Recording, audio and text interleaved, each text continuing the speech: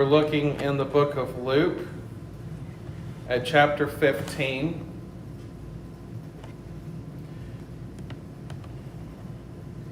Luke chapter 15. And if I'm not mistaken, that's the final slide. I think you're going to have to go back to the beginning. No, you're right. I'm sorry. You're right. That's the first one. They're both similar. It threw me off. So we are doing the Prodigal Son again. This is our fourth sermon in this series.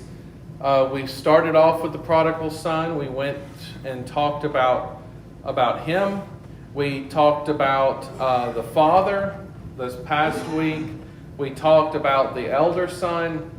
And this week we're coming back to the prodigal again to talk about him in a little bit different way, to try and get a little bit more out of this parable before we move on.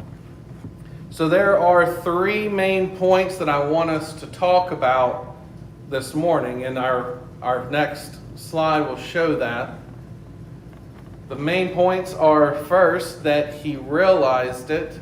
Second, he returned to it. And third, that he reclaimed it. He realized it, he returned to it, and he reclaimed it. Now, as we go, we've been reading through the chapter, and we're going to do that again this morning, since it'll be our last time. I know last Sunday we only read through the part that pertained to the elder son, but this Sunday we're going to read through the story one final time. And so when this is all said and done, y'all are going to have a good understanding of the prodigal son and how the story flows, whether you had that before or not, because this will be 3 times that we've read through it in its entirety. So we're going to begin with Luke 15, verse 11. And he said, a man had 2 sons, and the younger of them said to his father, Father, give me the share of the estate that falls to me. So he divided his wealth between them. And not many days later, the younger son gathered everything together and went on a journey into a distant country. And there he squandered his estate with loose living. Now when he had spent everything, a severe famine occurred in that country, and he began to be impoverished. So he went and hired himself out to one of the citizens of that country, and he sent him into his fields to feed swine.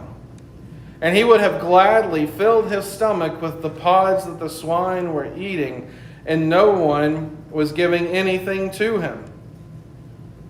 But when he came to his senses, he said, how many of my father's hired men have more than enough bread, but I am dying here with hunger?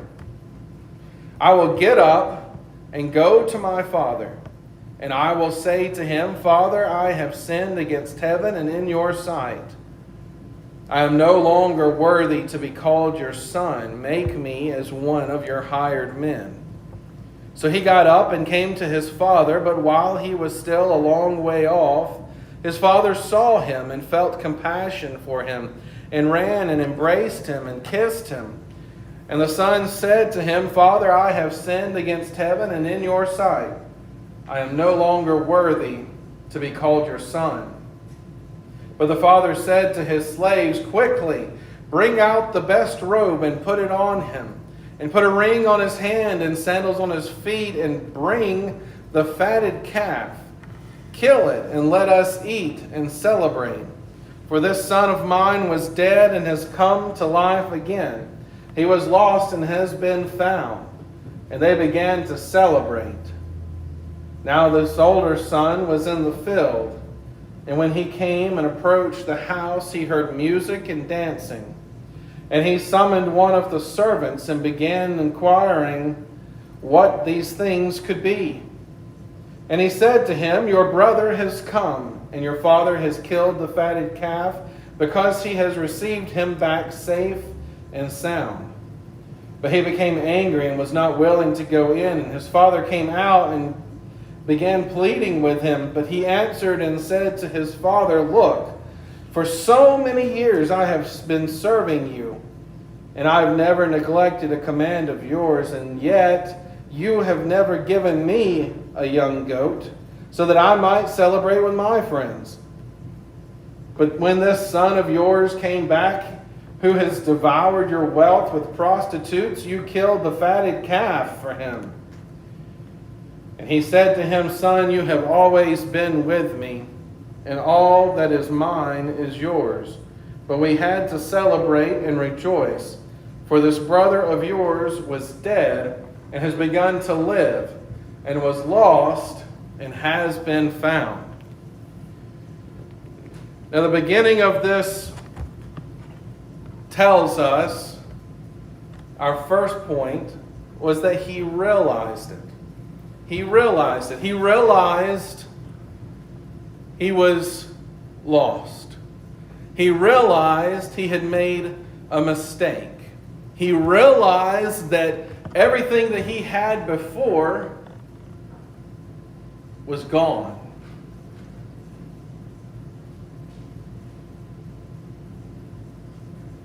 That's a big thing. Realizing that there's a problem.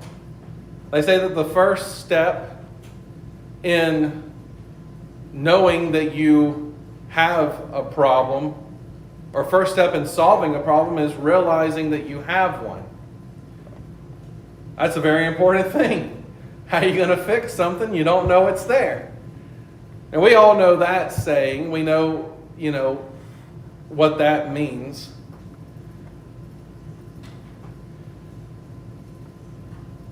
But we've got one more saying that I'd like to share with you, and this one's from Albert Einstein. If you could bump that up one.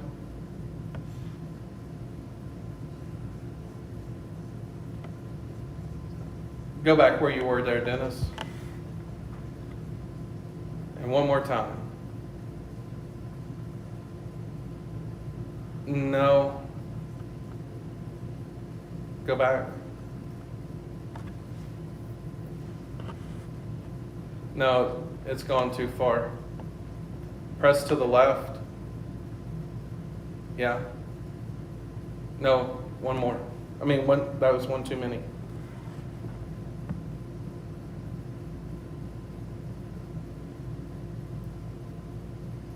Too many. Go back to the right. Right.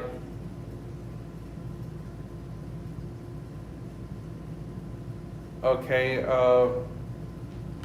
Try just clicking the mouse. See if that... Yeah, the mouse.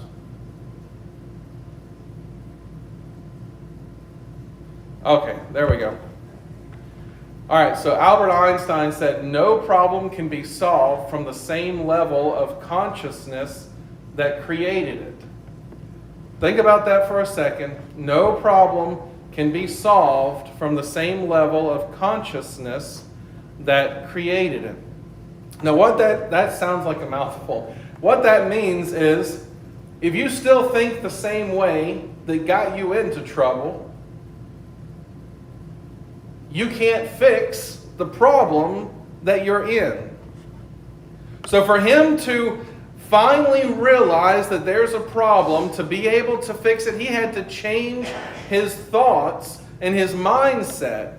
And we see that when he's there in the pigsty, feeding the pigs, and he's looking at that pig food, and it's starting to look good to him. Now here in the South, we say that that's hitting rock bottom. And sometimes that's what it takes for us to realize that we have a problem. For us to just hit that rock bottom place. Because if we keep on and things don't get bad enough, some of us are stubborn enough that we don't realize that we have made the mistake. We'll start to put it off. Well, this person has done this to me, and that person has done that to me, and people just don't like me, and people just have something against me, and I don't think that God's on my side today, and I'm just having a difficult time, and this is just a bad turn of events. But there comes a point where we reach that rock bottom, that we have to wake up, open our eyes, and come to a new level of consciousness where we say, okay, it's really bad. Maybe, just maybe, I'm the problem.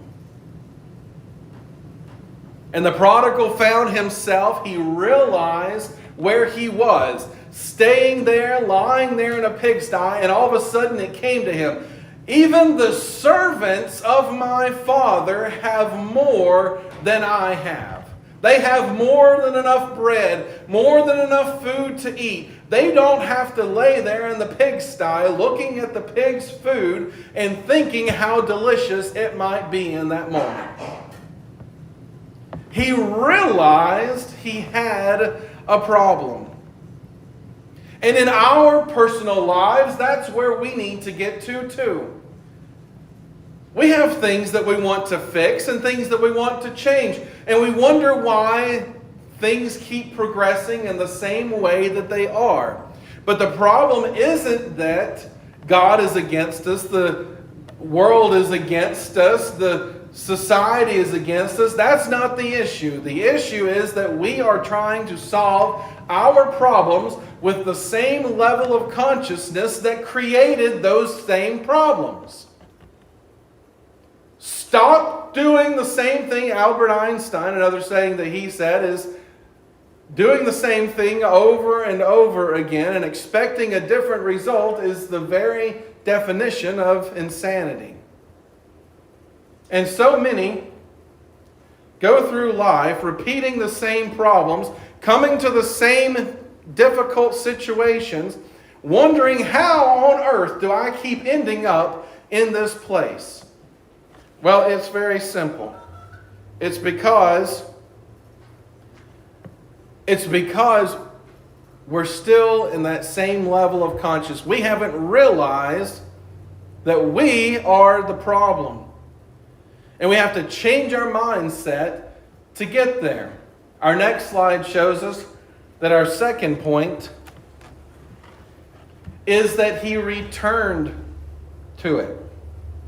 He returned to it. He realized that he had a problem. He realized that he had lost everything. And so the only solution to that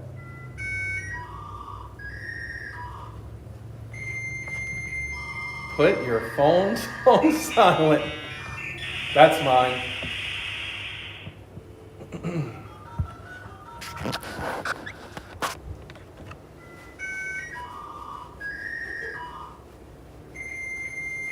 How many of y'all remember that noise? Old dial-up sound. So he realized he had a problem, and he realized that he was the problem. He realized that he lost his place. Then he returned to it. He went back home. In order to fix his problem, he went back home. He returned to his blessing. He realized he had lost his blessing. He realized he was the cause of it. He realized he needed to make a change. And so the obvious answer was, in order to solve this problem, to fix myself, I need to return to where I was before. Start over again. Now, I don't know if this is who this saying is actually to, but I've seen it attributed to this Lao Tzu. It's an old Chinese proverb that says a journey of 1,000 miles begins with a single step. And a lot of times that single step is the most difficult step that you have to take. Because it's one thing to say you have a problem. It's another thing to take that step to fix it. Changing your level of consciousness and changing where you are is great and wonderful in theory. But that change of mindset and leveling up your consciousness and coming to a place where you realize you have a problem, it's all wasted if there isn't action to follow it. God can open your eyes to all kinds of wonders and magnificent truths, but if there's no action to follow it, it's wasted. It's wasted. The Bible tells us that it's counted unto those as unrighteousness that hold it's counted against them that hold the truth in unrighteousness. We are not to hold on to truth and just do nothing about it, but we're to do something with what God opens our eyes to. The prodigal son here realized he had a problem and wanted to fix it. How many of you have seen people just beat up by life, lying there in a gutter, just destroyed? Oh, you don't know how difficult life is. Oh, my life is so tough. Oh, things are so hard. Oh, I don't know what to do. I don't have anyone that's there for me. I have all of these money issues. I have all of these health issues. I have all of this going on. Oh, it's just so difficult. And the whole time you're sitting there looking at the things that they're going through, and you're like, you know what? If you just made a few small changes, you could solve a lot of your problems. A lot of your problems.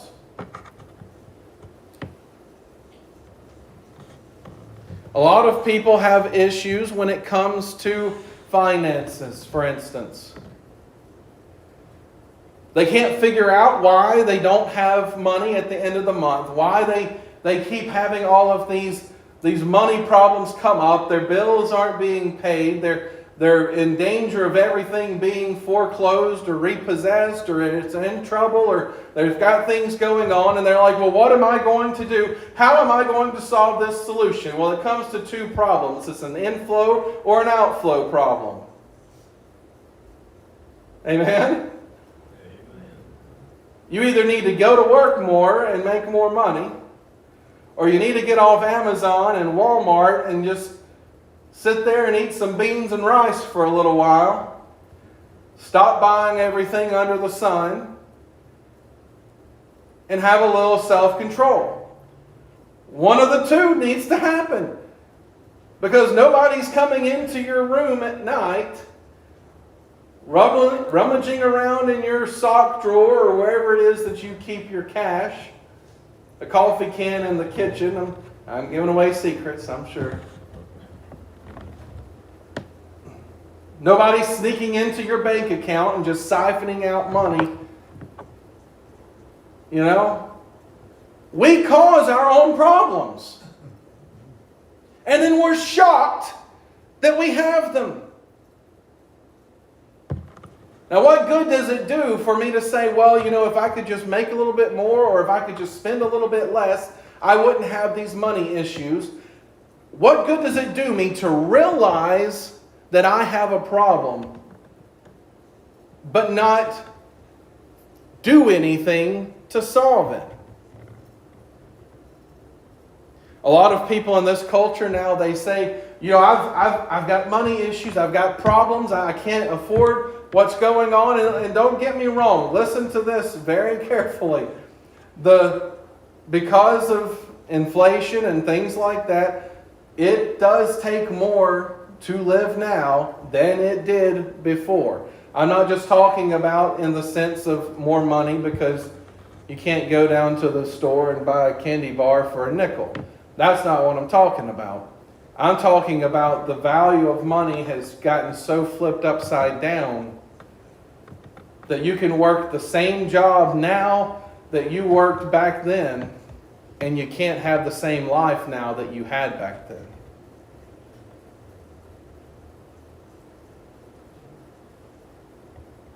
But it still comes down to personal responsibility. Just because it's more difficult doesn't mean that it's impossible. And we've got to realize these things. We have to realize these things. Yes, it's harder to reach out to the community around us because people are more shut off. It's harder to get people to come into church because instead of coming to church, they like to watch things online or on TV or listen to it on the radio. Yes, I understand that. Yes, I get that. It's more difficult, but God is still God.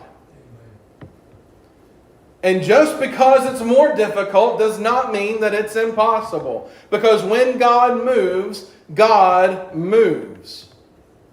And so if we realize the problem and what we're trying to solve, we find a way to solve it and we return to it, we take those steps to make it possible, we can begin to solve these problems.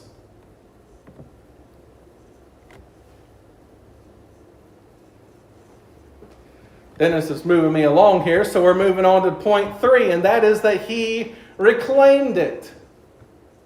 He reclaimed it. He realized it. He realized there was a problem. He returned to the source to find his solution. But here we go. He's got to have forgiveness, right? Amen. He's got to have forgiveness. And that is one of the most difficult things.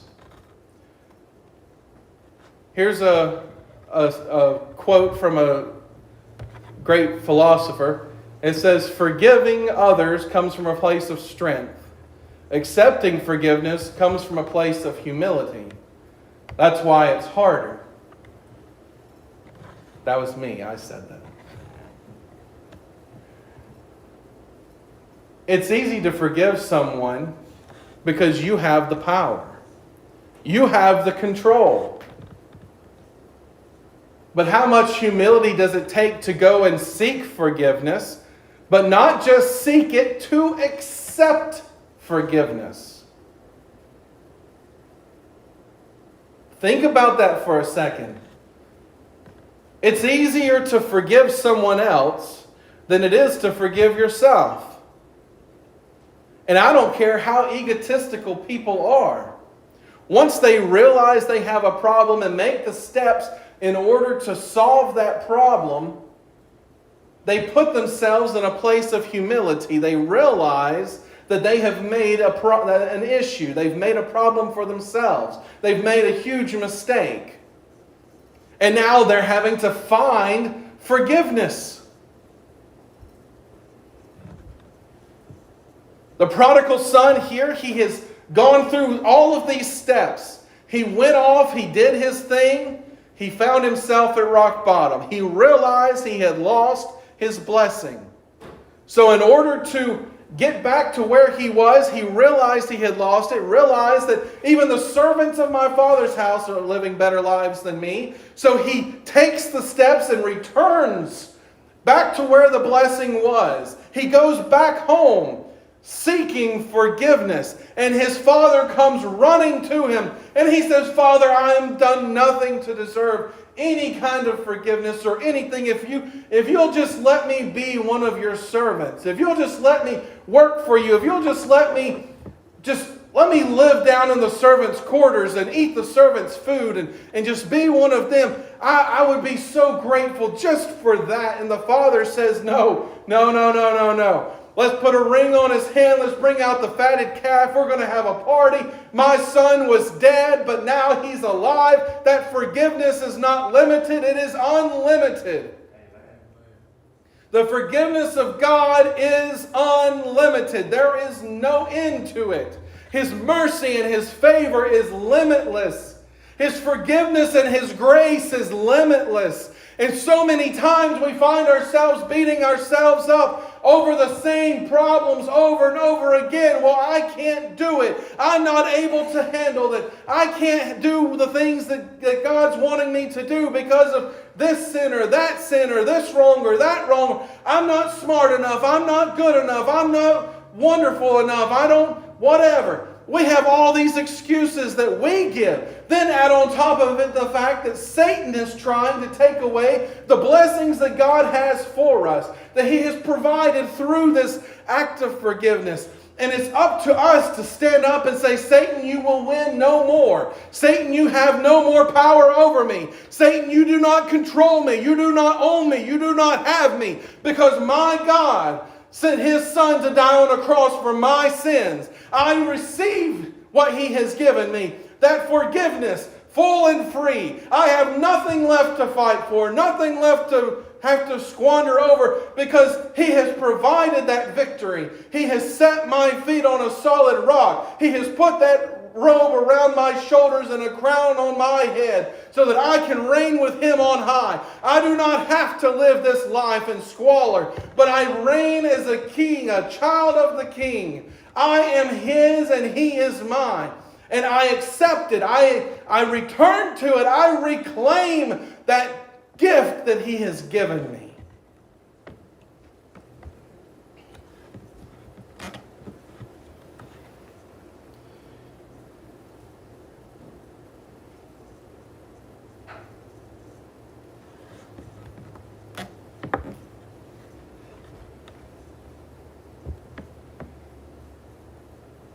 Switch on to that last one there, Dennis. That's why it's important to remember. It's important to remember that Satan desires to steal your peace and forgiveness by making you feel unworthy of it. Let me say that again.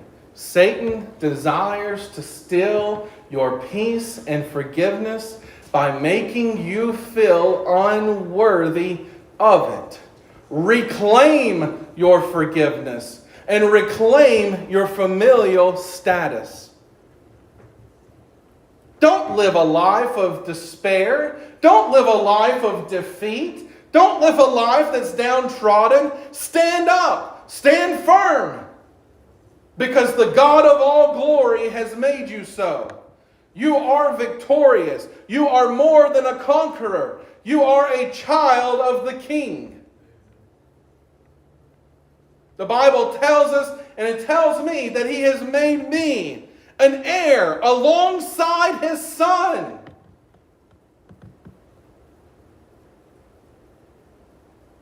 It tells me that when this life is over, that I will be over angels. That's what it tells me. He has given us such promise. He has given us such a status and a place, and we let it go because of Satan's lies and deceit.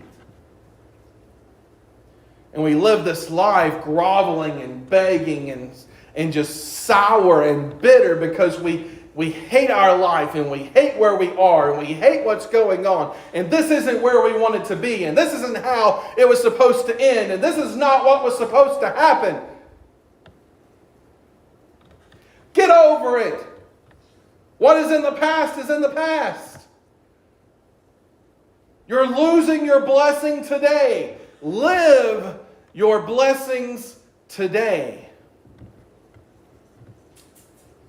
Because no matter what has happened before,